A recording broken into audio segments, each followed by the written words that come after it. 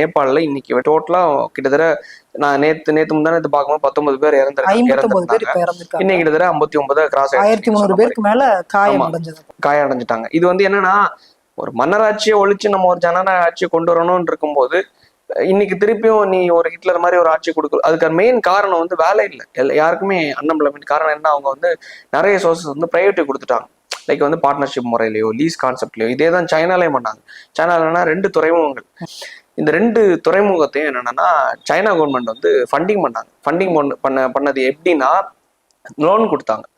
இப்போ அந்த என்ன பண்ணிட்டாங்க, கிட்டத்தட்ட 99 வருஷம் லீஸுக்கு அப்படியே கொடுத்துட்டாங்க.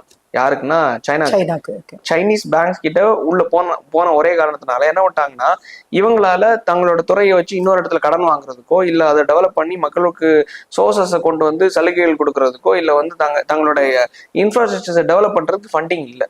அப்படிங்கிற பட்சத்துல என்னாங்கன்னா விலைவாசி